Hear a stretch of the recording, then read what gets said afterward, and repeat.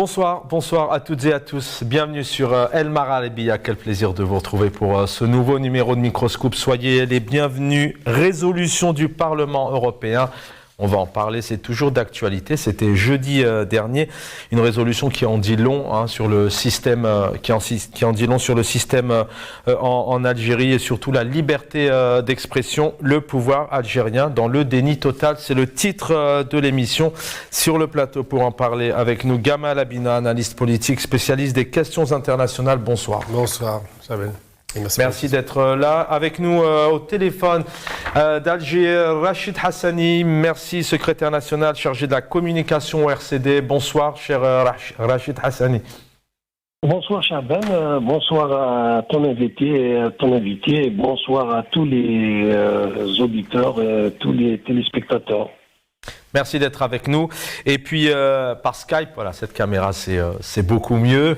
Merci l'équipe en régie. Maître Aïssa Rahmoun, donc avocat, vice-président de la Fédération internationale des droits humains. Bonsoir, cher maître. Bonsoir, Chaban. Bonsoir aux invités et aux téléspectateurs. Merci à tous les trois d'être avec nous. On va revenir sur cette résolution. Il y a toujours de quoi réagir. Une gifle, une résolution cinglante. Ils étaient 536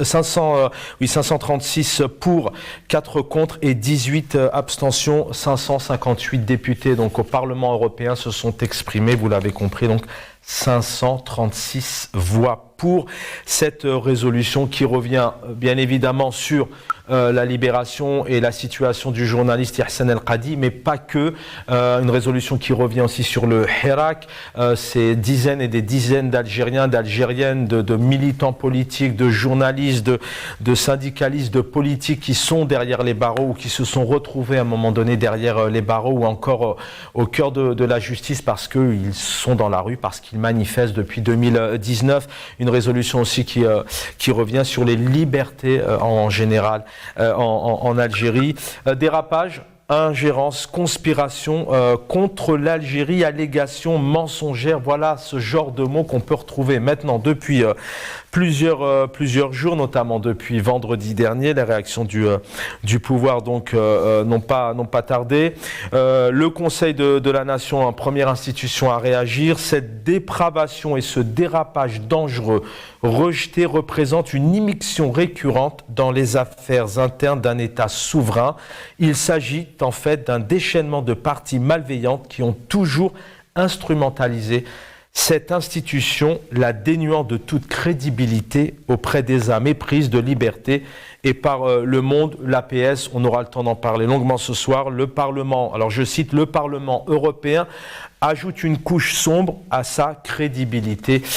Alors que le président algérien Abdelmadjid Tebboune, qui disait clairement les ONG c'est pas trop ça, mais les institutions onusiennes oui, et encore une fois c'est pas le cas. Rachid Hassani, bonsoir une nouvelle fois. D'abord peut-être une réaction. Alors les partis du pouvoir, on va en parler tout à l'heure, le RND, le FLN rejoignent bien évidemment le pouvoir, pas de surprise dans ces réactions. Le RCD, comment le RCD a réagi sur cette résolution?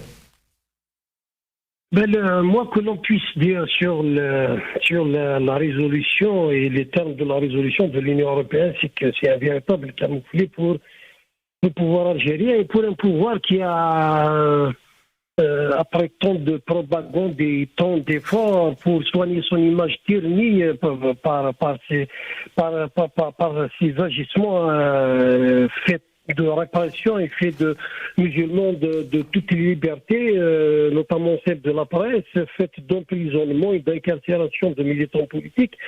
Force est de constater aujourd'hui que tous ces efforts déployés sur le plan diplomatique, sur le plan de la propagande diplomatique et la propagande médiatique du pouvoir n'a pas eu d'effet sur l'image et son image ternie, son image d'un pouvoir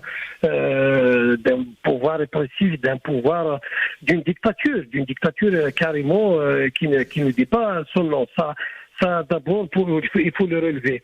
La deuxième des choses, c'est que ces partis qui sont convoqués à l'occasion, ces partis faire valoir, et ces partis à Libye qui sont des appendices de ce pouvoir, qui sont convoqués au besoin dans les kermesses électorales et dans des situations comme celle-là pour essayer de faire dans l'agitation et de faire dans des réactions beaucoup plus folkloriques.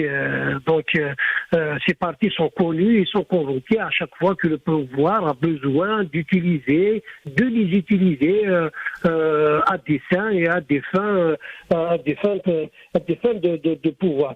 La troisième des choses qu'il faudrait rappeler, c'est que ces mêmes partis, ce même pouvoir, la même APS, l'agence de presse algérienne, ont salué il y a quelques semaines, quelques mois, à chaque fois que l'Union européenne vilipendait par exemple des pays comme le Maroc sur la situation des droits de l'homme, sur la situation des libertés au Maroc, c'est que cette même APS, ces mêmes partis saluer la décision de l'Union européenne. Donc voilà qu'il n'y a pas de cohérence. Donc l'Union européenne compte leur rapport, leurs décisions et leurs interventions sont en droite ligne des thèses défendues par ces partis, par ce pouvoir. Donc ils sont salués. Et quand c'est eux-mêmes qui sont vilipendés à rappeler à l'ordre par rapport à la situation des droits de l'homme, à la situation des journalistes, à la situation des militants politiques. Donc on invoque l'ingérence étrangère et l'immixtion dans les affaires internes de l'Algérie. Aujourd'hui, pour le RCD, les choses sont très claires. Ce pouvoir doit respecter la Constitution, ce pouvoir doit ouvrir le champ politique, ce pouvoir doit libérer les militants politiques, ce pouvoir doit libérer les journalistes emprisonnés pour que les ONG, les organisations internationales ne vilipendent pas ce pouvoir, ne rappellent pas l'ordre de ce pouvoir. Les choses sont très claires. Même si pour nous, RCD, nous considérons que le changement est un changement qui doit émaner du peuple algérien, des partis politiques algériens, des syndicats algériens, des forces vives et de tous les militants algériens.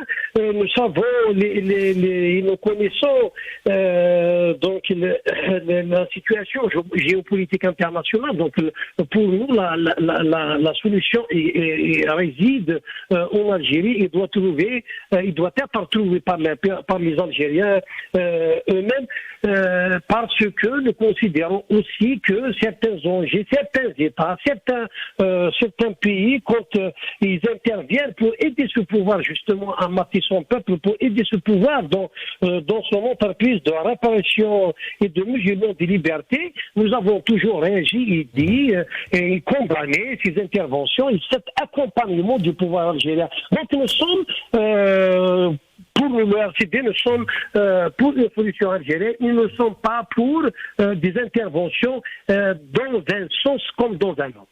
Très bien, restez avec nous parce que je sais que je dois vous libérer juste derrière. Je voudrais tout de même qu'on écoute pour commencer cette émission Salah Goudjil, qui est le président, le patron du Conseil de la Nation, qui est clair. Aucun pays n'a de leçons à donner à l'Algérie, ni d'un point de vue de liberté d'expression, ni dans la justice. D'ailleurs, Maître Rahmoun pourrait réagir aussi derrière. Et puis, il dit clairement qu'avec notre économie, notre constitution, avec l'Algérie d'aujourd'hui, ce sont eux qui vraiment ont besoin de nous. واحد ما يقدر يعطينا دروس لا في حقوق الإنسان لا في حرية التعبير ولا في العدالة الجزائرية. اليوم وصلنا بنظامنا بدستورنا باقتصادنا بالمواقف نتاعنا حول القضايا هما اللي يحتاجونا، ماناش احنا اللي نحتاجوهم. والجزائر اليوم الحمد لله راهي مع القضايا العادلة. اليوم الشيء اللي راهو صاير في فلسطين يا رسول الله، النكبة 75 سنة، الموقف نتاع الجزائر معروف في فلسطين من البداية حتى قبل الثورة. في الثورة من بعد الثورة الجزائر عندها نفس موقف. Rachid Hassani avec nous. Quand on entend ici le président du Conseil de la Nation qui dit que l'Algérie n'a pas à recevoir de leçons de personnes, c'est-à-dire d'aucune institution, d'aucun autre État, donc aucune ONG aussi, puisqu'on sait comment les ONG sont classées par le président algérien, est-ce que réellement l'Algérie en est là aujourd'hui avec l'état de la situation de la liberté d'expression, comment régulièrement elle est condamnée à plusieurs niveaux. Comment vous réagissez aussi quand on a un président du Conseil de la Nation qui dit que l'Algérie n'a aucune leçon à recevoir? Nous aurions souhaité que l'Algérie soit effectivement dans cette situation où nous n'allons pas recevoir de leçons des étrangers, des autres pays, des ONG, du Parlement européen, de l'ONU. Nous aurions souhaité qu'on en soit là, mais force est de constater, malheureusement, et hélas, qu'aujourd'hui, nous sommes complètement dans une autre situation. Nous avons l'habitude d'écouter ces discours qui sont rabâchés à chaque fois par des personnages finissants, par des personnages qui ont été avec tous les pouvoirs, avec tous les régimes. On ne peut pas être avec un régime et puis être avec un autre qui considère que le régime d'avant est une aïsaba. Et puis, ce n'est pas cohérent, c'est des discours creux, c'est des mots que nous avons déjà entendus. Ils sont galvaudés à chaque fois. C'est pour une consommation médiatique, c'est pour une consommation interne. Ce personnage ferait mieux d'aller en retraite et laisser les Algériens, surtout les jeunes Algériens, espérer, rêver et construire leur pays. C'est tout ce que nous avons à dire pour ces personnages qui ont goûté à tous les régimes depuis pratiquement 62, donc ils n'ont rien à offrir à l'Algérie. La meilleure des choses qu'ils puissent offrir encore à l'Algérie, c'est de libérer leur place pour laisser la place aux jeunes et laisser la place aux Algériens qui veulent véritablement construire leur pays pour ne plus recevoir justement de leçons de l'étranger. La situation aujourd'hui en Algérie, il est connue. Je vous ai dit tout à l'heure que nous avons une situation extrêmement difficile sur le plan des libertés. Nous n'avons jamais connu en Algérie une situation, une période comme celle que nous sommes en train de vivre depuis 2019. Et nous sommes revenus, y compris sur les maigres acquis que nous avons, que le peuple algérien a arraché après de lourds sacrifices après 88. Donc, nous n'avons ni liberté de presse, ni liberté d'expression, ni liberté d'activité pour les partis politiques, pour les militants politiques. Aujourd'hui, nous avons beaucoup de militants, beaucoup de journalistes qui sont emprisonnés pour leurs opinions et pour pour des délits politiques et des délits. D'où le rapport effectivement entre autres aussi de RSF. Peut-être une dernière question. Comment il est géré ce pays? On est toujours un peu à chaque fois dans la surréaction. C'est surdimensionné. Une action, on est dans la défensive. Alors quand je dis on est, je parle bien évidemment du pouvoir algérien. On l'écoutera tout à l'heure, mais je préfère vous donner la parole avant de vous libérer. Le président algérien qu'on écoutera dans quelques minutes, qui dit clairement que l'Algérie fait parler d'elle, c'est bien. Alors sous-entend que l'Algérie est encore visée. On a l'impression qu'à chaque fois, effectivement, le pouvoir entretient ces messages de peur, le terrorisme, les ONG, la main étrangère. Mais est-ce que c'est vraiment la bonne manière de donner une bonne image, de faire évoluer, donner une image de développement d'un pays, d'amener aussi des investisseurs à s'installer dans le pays? Parce que quand on entend ce genre de mots à chaque fois, ça fait plutôt fuir, je pense. Oui, c'est une fuite en avant. Et puis, je pense que le président, le chef de l'État, a raison de parler d'une Algérie dont on parle beaucoup, effectivement. Mais dans quel sens on parle de l'Algérie? On parle de l'Algérie, notamment sur le plan de la répression, sur le plan de l'absence de liberté, sur le plan de la fermeture, sur le plan d'une économie en panne, sur le plan d'un pays qui envoie si jeune jeunes périr au large. On parle de l'Algérie on parle de l'Algérie où il y a absence de perspective à donner à son peuple. Vous voyez aujourd'hui le résultat avec les jeunes qui périssent chaque jour, qui périssent en mer. Vous voyez aujourd'hui le résultat de nos universités dans leur classement à l'échelle mondiale. Vous voyez aujourd'hui le résultat de notre économie, de notre ouverture, de notre attractivité sur le plan économique. Vous voyez aujourd'hui le résultat sur le plan social, sur les salaires, le pouvoir d'achat, l'inflation. Donc voilà une situation réelle aujourd'hui que vivent les Algériens. Mais bon, ce discours, je vous ai dit que quand nous avons un pouvoir qui est tronqué de légitimité, quand nous avons un pouvoir qui n'a pas sollicité son peuple pour choisir ses dirigeants. Donc fatalement, on retombe dans ce genre de recherche, à la recherche d'une légitimité, qu'elle soit extérieure ou intérieur. Merci. À chercher ailleurs que de la chercher chez son peuple pour asseoir une véritable politique de développement. Merci Rachid Hassani, merci secrétaire national au RCD en charge de la communication. Merci d'avoir été avec nous sur le plateau. Gamal Abina, analyste politique. Vous avez déjà réagi sur cette question, notamment le Parlement européen a réagi clairement. Une résolution, 558 députés, 536 pour. On a tout de même un pouvoir algérien qui est totalement tout le temps dans le déni, dans la défensive à chaque fois. La problématique, c'est qu'il faut déjà rappeler les séquences en Algérie en matière d'expression et de liberté de la presse. De 89 à 91, c'est le pays arabe et maghrébin le plus libre. C'est la première fois qu'on voit dans le monde arabe une liberté extraordinaire qui explose. Là, on a une vraie liberté, donc un vrai laboratoire qui est éteint en 91 après le coup d'État.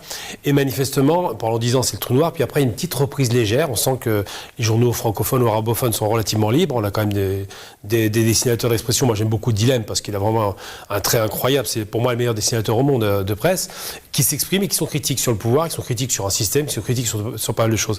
Puis après, il y a une sorte de raidissement comme ça. Il y a le Hera qui arrive, qui fait aussi un vent de liberté extraordinaire. Il faut reconnaître qu'on était tous fiers de voir ces millions d'Algériens dans la rue et on y a participé. Puis après, une sorte de raidissement parce que l'Algérie a un contexte géopolitique qui est un petit peu difficile.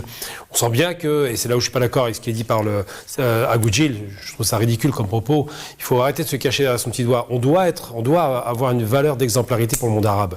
Parce que déjà, la première révolution arabe s'est faite chez nous, hein. C'est pas 2011, c'est 88, 5 octobre. Ensuite, et surtout parce que c'est un modèle dans la mesure où on a toutes les composantes multiethniques, multiculturelles, africaines, orientales, arabes, berbères. Enfin, l'Algérie est un laboratoire de ce point de vue-là. Et c'est vrai que de voir qu'on n'est pas ce laboratoire, qu'on n'est pas cet exemple, qu'on n'est pas ça, c'est une perte. Alors moi, je dis que le Parlement européen, lorsqu'il va condamner d'autres pays, c'est salué, et je ne pense pas que ce soit une bonne chose de saluer le fait qu'un Parlement européen condamne des pays pour les questions de liberté, par exemple, quand on voit ce qu'ils ont fait avec RT France, je trouve ça très amusant. Là, ils étaient d'accord pour Mme von der Leyen pour faire éteindre une chaîne de façon antidémocratique. Et de l'autre côté, ils critiquent des pays du Sud qui n'ont pas cette culture démocratique très ancrée. Et ça, je ne l'accepte pas. Par contre, je n'accepte pas que des membres de notre gouvernement disent « nous ne recevons pas de critiques ». Si, on ne doit pas recevoir de leçons, je suis d'accord. On n'a pas de leçon à recevoir de personne. Mais d'entendre des bons conseils, et c'est les conseils qu'on doit entendre, il faut être avisé de les accepter. Je pense que le déficit en Algérie, c'est de ne pas accepter le débat contradictoire. Il faut rentrer dans cette logique-là. C'est-à-dire que le gouvernement, s'il est fort, n'a pas de problème avec la critique. Au contraire, il devrait l'entendre, la questionner, la débattre, et c'est ce que moi je reprocherais. Je pense que l'ouverture, là où on va gagner en maturité, parce que c'est une question de maturité, là où on gagnera en maturité, c'est le jour où on acceptera que la presse soit vraiment libre et puisse dire ce qu'elle veut, de qui elle veut. Et à ce moment-là, on saura que le pays est puissant, installé avec une vraie démocratie. Maître Aïssa Rahmoun, donc même réaction. Juste pour vraiment vous redonner voilà ce qu'a dit aussi Salah Agoudjil, entre autres, aucun pays au monde ne peut dicter ses ordres à l'Algérie. Les pays occidentaux ont besoin de l'Algérie et non l'inverse. Voilà un peu les vives réactions. Maître Rahmoun, alors vous êtes exprimé déjà depuis sur la résolution de ce Parlement, cette gifle, mais plutôt maintenant sur ces réactions du pouvoir algérien. On est toujours dans le déni total. C'est ce cri à chaque fois, cette réaction peut-être surdimensionnée, avec peut-être un manque de profondeur. Ça exprime quoi? L'atrocité vraiment de cette douleur, notamment ces 536 voix pour. permettez-moi de revenir sur effectivement sur cette question qui est très importante. Aujourd'hui, nous avons un Parlement européen qui s'exprime, un Parlement européen qui sont des députés représentants des peuples de l'Europe, des sociétés européennes, de la société européenne. Donc c'est un mandat populaire. Ce n'est pas la Commission européenne, ce n'est pas les instances exécutives de l'Europe, c'est un Parlement issu d'un suffrage de la société européenne. Ça, c'est un premier point. Deux, il faut placer cette résolution dans un contexte.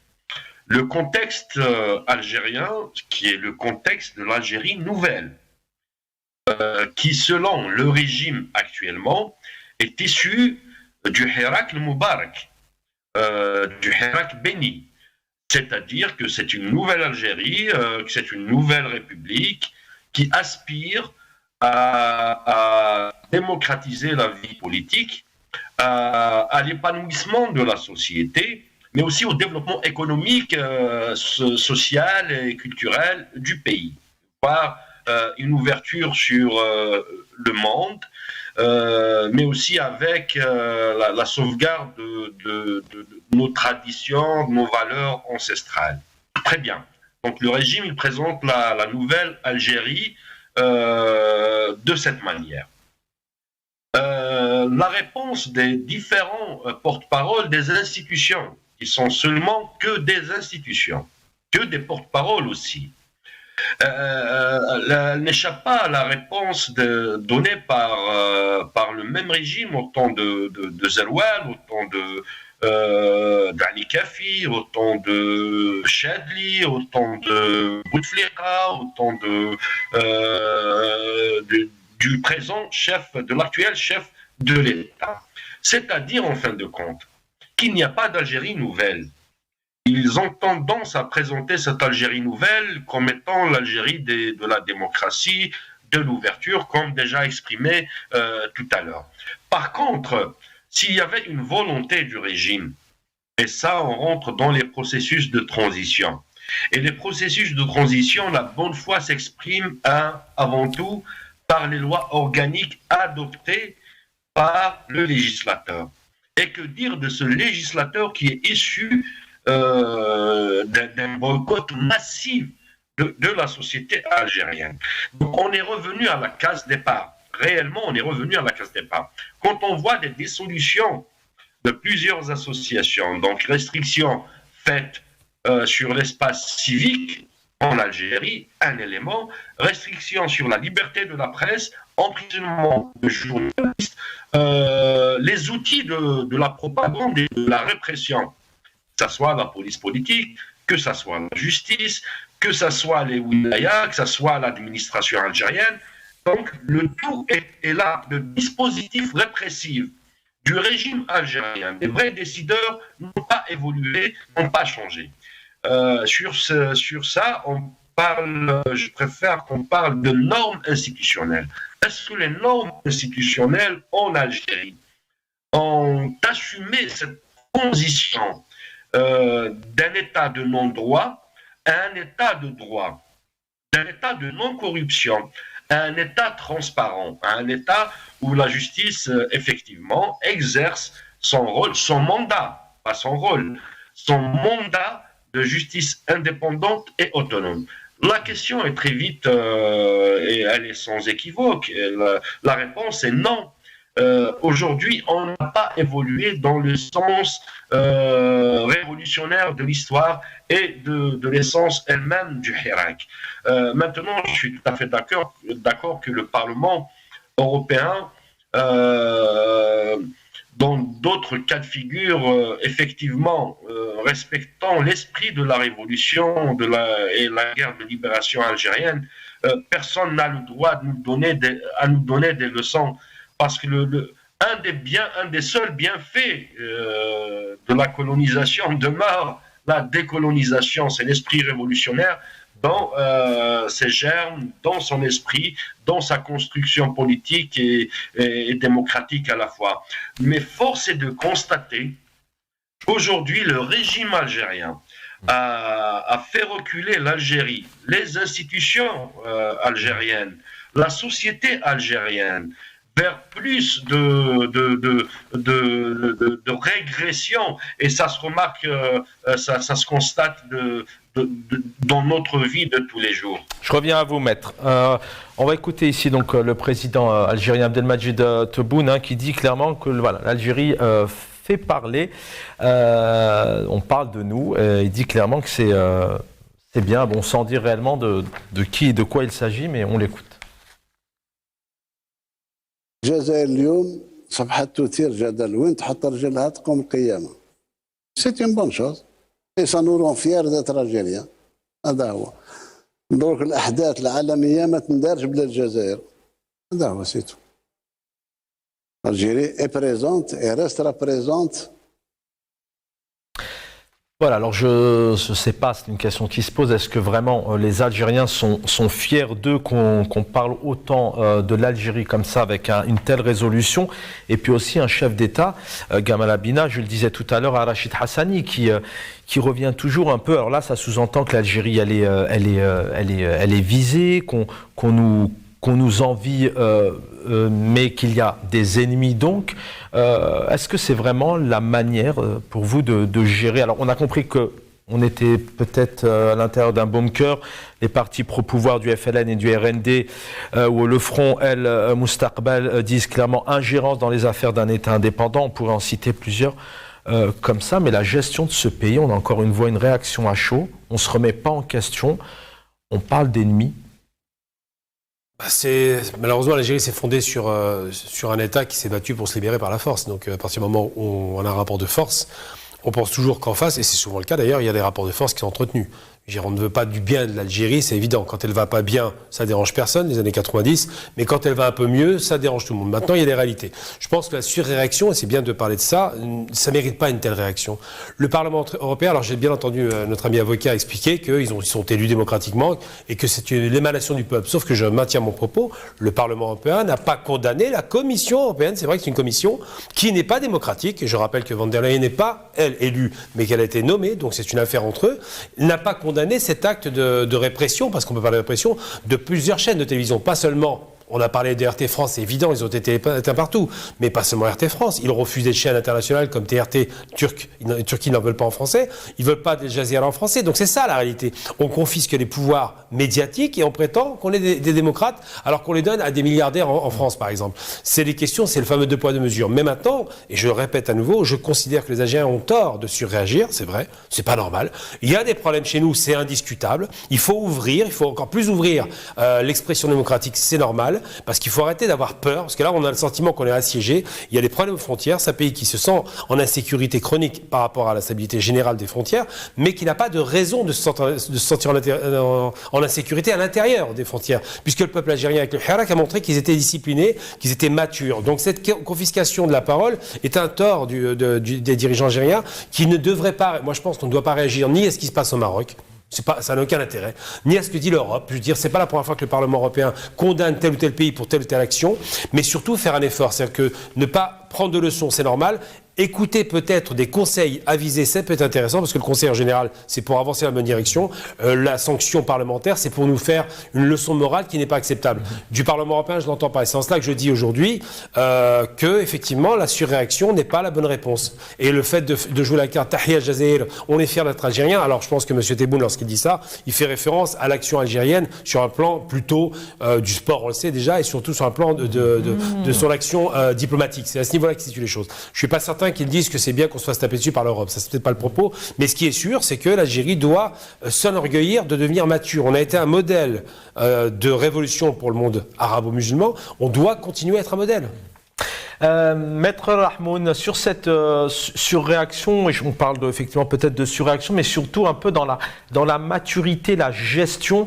On a encore ici les partis donc pro-pouvoir, les médias aussi qui sont dans le pouvoir, parce que les autres médias, malheureusement, on les a pas entendus, pour des raisons certainement qu'on connaît. Quand je parle de surréaction, c'est aussi de gestion d'un pays. On rappelle que c'est la 3e fois, je crois, que le Parlement sanctionne l'Algérie, donc il y a une certaine réalité.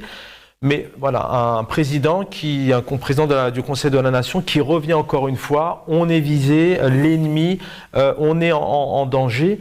Ça en dit long peut-être sur la gestion d'un pays comme l'Algérie.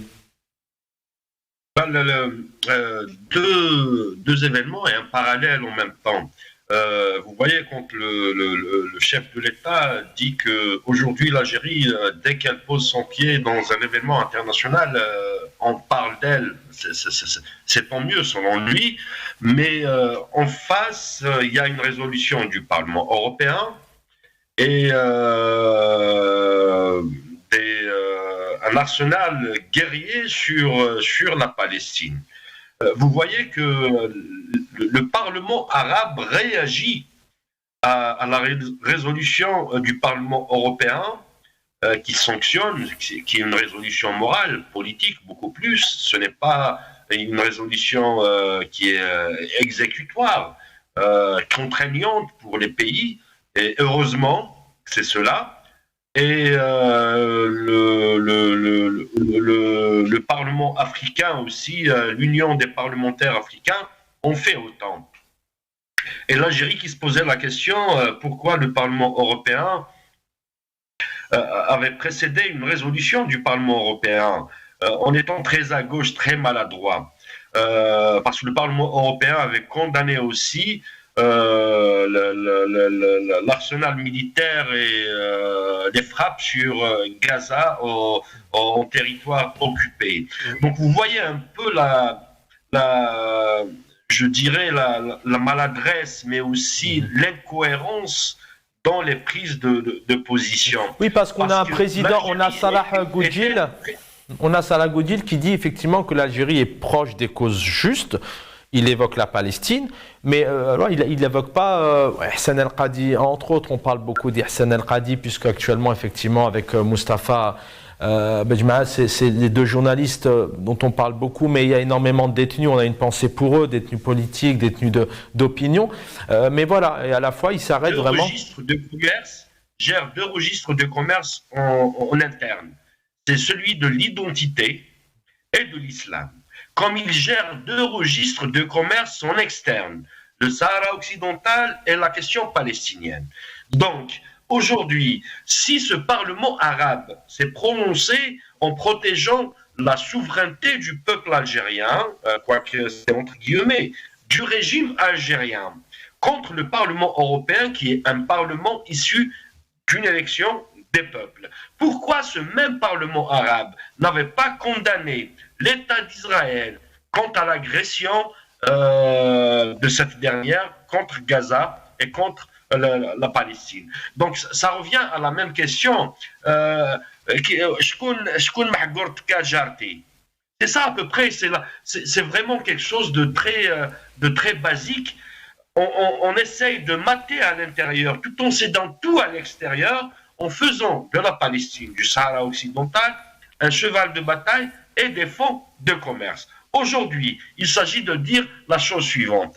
Est-ce que le régime algérien, par les outils de répression, respecte les conventions qu'il a pourtant ratifiées, et dans le standard international de la démocratie, du respect des droits de la personne humaine et de l'état de droit? C'est ça la question qu'il faut se poser. Aujourd'hui, si on est dans une Jazair Jadida, une Algérie nouvelle, pourquoi des journalistes se retrouvent en prison? Pourquoi des cadres de la Ligue algérienne de défense des droits de l'homme se retrouvent en prison? Pourquoi dissoudre cette association? Pourquoi dissoudre le Rassemblement Action Jeunesse?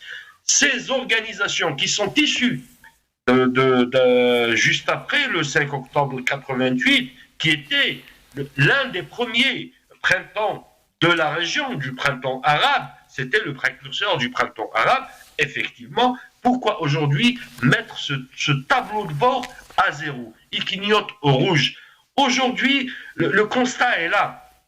Quand on voit, d'ailleurs la question que se posent les Algériens, le Parlement algérien, est-ce que c'est un Parlement légitime, issu d'un suffrage universel? Est-ce que la justice algérienne est indépendante?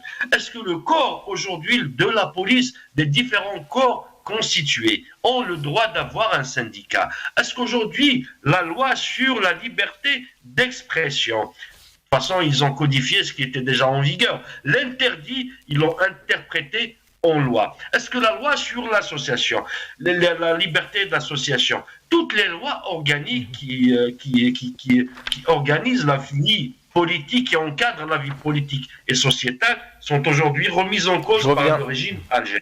Je reviens à vous, maître Gamal Abina. Oui. Bon, on pourrait effectivement, malheureusement, y passer des heures. Il y a un constat très difficile en Algérie, où voilà, très difficile de s'exprimer, d'analyser.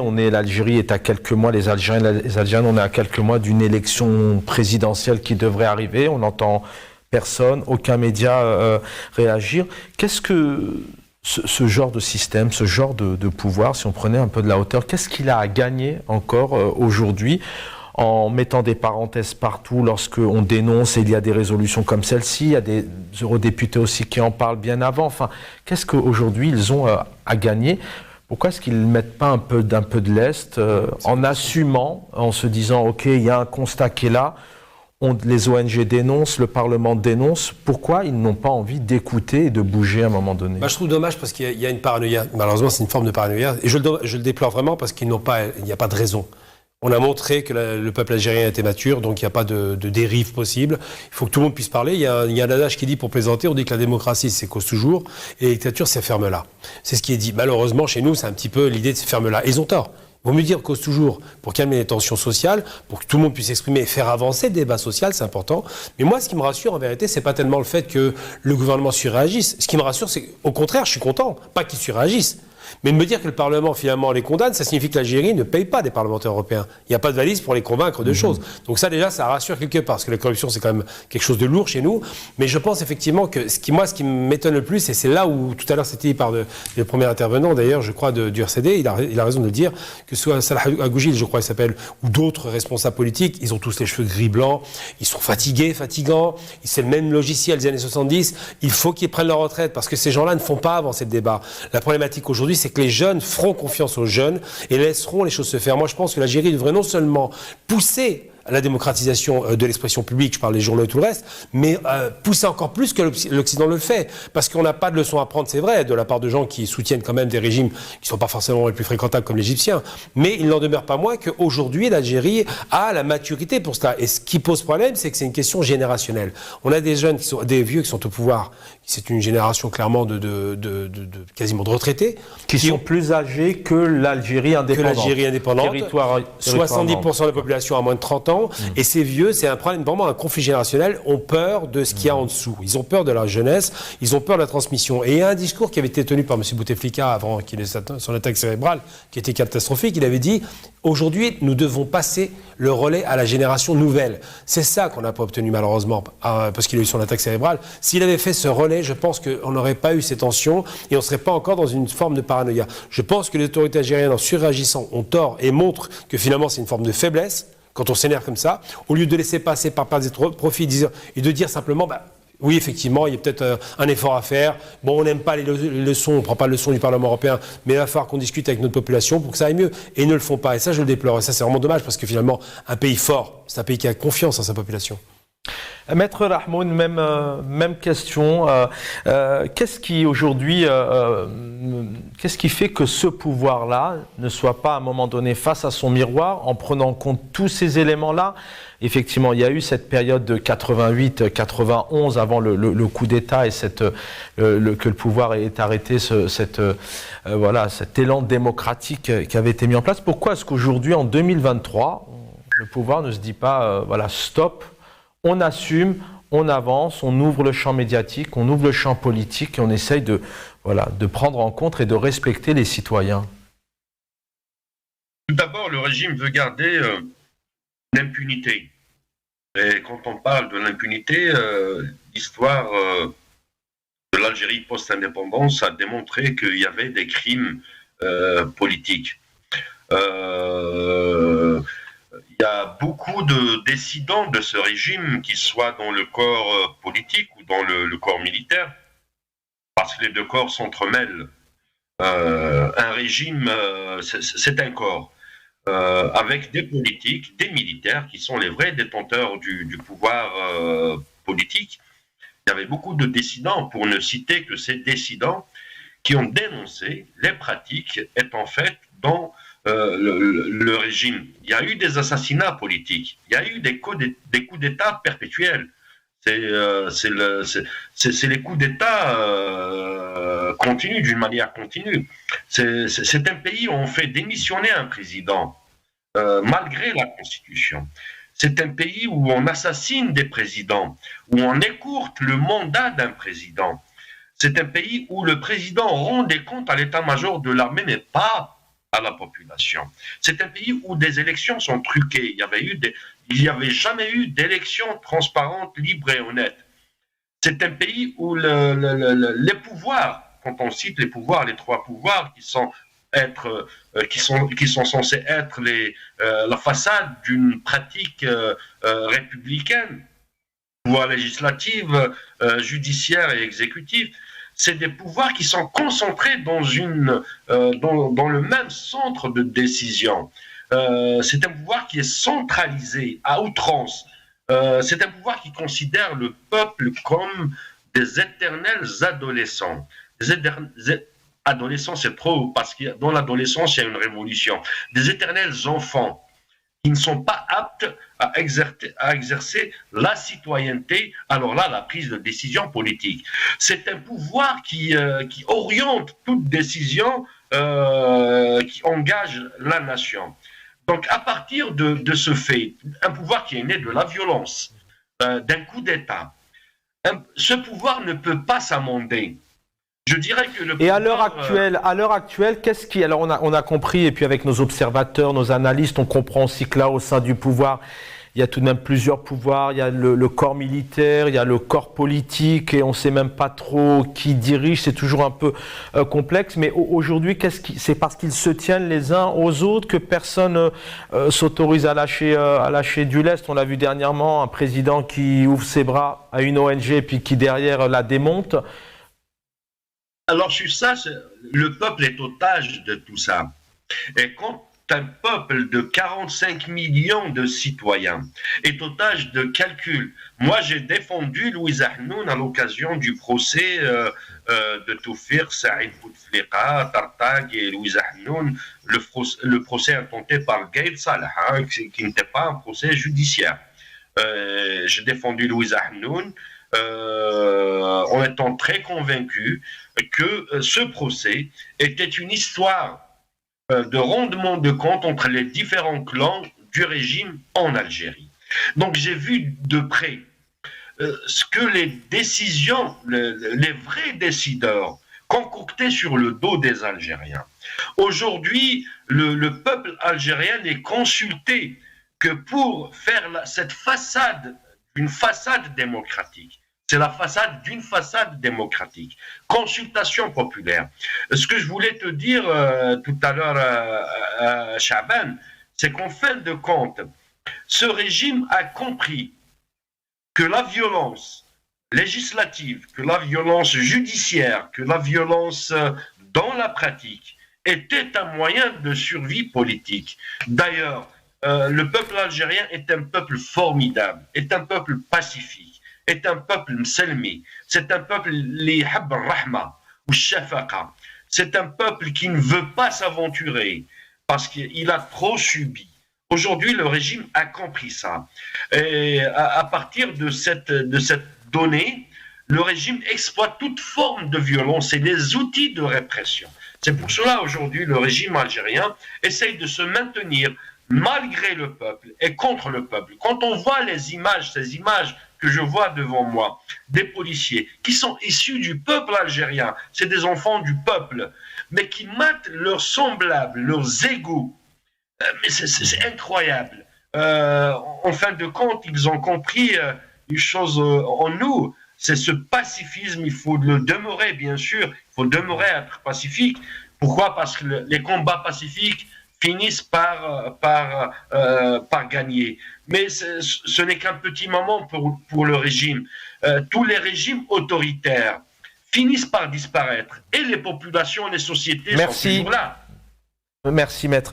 Gamal Abinat, pour ces régimes autoritaires, nous dit ici maître Rahmoun qu'à un moment donné il tombe, il y a le Portugal, il y a plusieurs pays d'Amérique latine entre autres. Si on devait donner peut-être un mot d'espoir ou peut-être un avenir proche pour tout de même un peuple, le pouvoir d'achat, la liberté d'expression, il y a encore des centaines et des centaines de personnes qu'on appelle les haragas qui meurent en mer pour venir en Europe.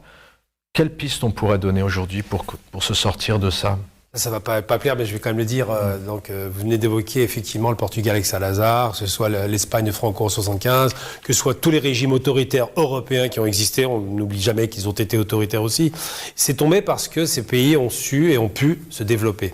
Le corollaire de la démocratie et de l'expression populaire et donc de l'apaisement des tensions sociales, parce qu'un pouvoir fort économiquement, c'est le développement économique. Et ce qui se trouve chez nous en Algérie, ce développement économique doit être induit par la population qui est mature aujourd'hui, accompagné, et ce développement conduira nécessairement à une démocratisation. Parce qu'on prend l'Espagne, par exemple, qui rentre en Europe en 86, les institutions démocratiques sont bien installées, et l'Espagne se développe un peu un régime. C'est pas que la démocratie développe le pays, c'est que le pays a été développé par des pouvoirs autoritaires qui ont permis l'industrialisation du pays pour passer en phase démocratique. Donc je pense que pour que notre pays puisse s'élever démocratiquement, il faut qu'il y ait des installations économiques qui soient solides et viables, et surtout, et c'est le plus important parce que ça on le trouve dans le monde entier, comme en Amérique du Sud, les dictatures sud-américaines ne tombent que parce que l'Amérique arrête de les soutenir.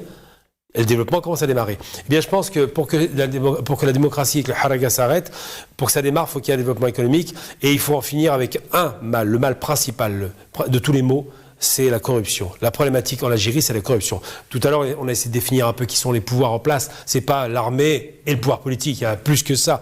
Il y a les lobbies des importateurs, il y a le lobby des propriétaires terriens, il y a le lobby du privé, du secteur public. Donc tout ça, c'est des lobbies qui s'affrontent dans un équilibre très précaire, mais qui, s'ils réussissent à s'amender, pour le coup, on parlait d'un amendement tout à l'heure, sortir de la logique qui présidait à la création de l'Algérie, à savoir un coup de force, à ce moment-là, le pays pourra montrer à nouveau l'exemple qu'il aurait dû être pour le reste du monde arabe de l'Afrique du Nord, à savoir un pays qui se développe dans le calme, dans la sérénité, avec un amour de sa population. On a une échéance qui arrive incessamment sous peu. Normalement, la visite du président algérien en France. Encore une fois, on n'en sait pas plus. C'est toujours un peu l'omerta en Algérie. Est-ce que le président algérien, aujourd'hui, avec la situation dans laquelle il est, parce que c'est l'homme numéro 1 en Algérie, qu'on le veuille ou non, ce qui pourrait vraiment arriver en France, faire un discours à l'Assemblée, se positionner, faire face à une presse diverses et variées en direct. Comment est-ce que vraiment vous croyez à cette visite? Et puis aussi, et je vous laisse réagir, est-ce que Emmanuel Macron va vouloir déambuler avec un personnage qui est quand même très critiqué, qui manque de légitimité, qui pose des gros soucis en termes de démocratie? Alors, je ne suis pas sûr que c'est ça dans ce sens-là qu'il faut le prendre, parce que je pense que c'est Macron qui actuellement est très critiqué, même si en Algérie, bon, la population s'est exprimée, mais Macron a un problème en termes intérieurs, en termes d'image. On vient d'apprendre que son neveu par alliance vient d'être agressé, donc c'est plutôt lui qui est inquiet dans un bain de foule. Mais pour son image, est-ce qu'à un moment donné, arriver avec un président d'une Algérie, dans l'état où est l'Algérie, et tous ces jeunes emprisonnés, les haragas... ça pose pas de problème. Il le fait avec d'autres présidents ou d'autres dictatures. La question qui se pose, c'est est-ce qu'il va montrer un geste fort d'une fraternisation entre la France et l'Algérie en étant le président de la paix? C'est ce que veut Macron.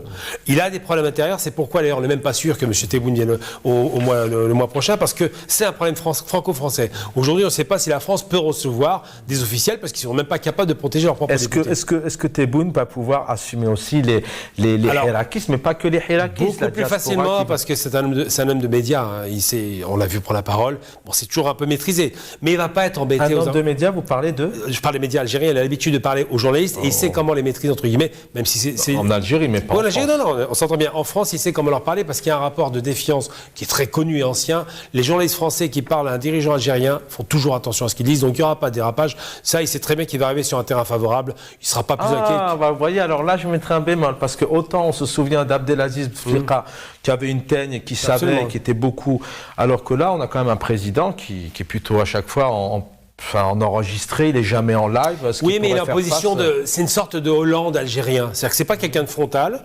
Il peut recevoir des critiques, il va prendre des sourires, des pauses et il va répondre calmement. Je ne crois pas qu'il va avoir de problème avec la presse et la presse n'a aucun intérêt à le critiquer. Bon. Je dis que politiquement ils ne le feront pas parce que les dirigeants français vont dire aux journalistes on y va doucement parce qu'ils ont besoin d'un accord entre la France et l'Algérie.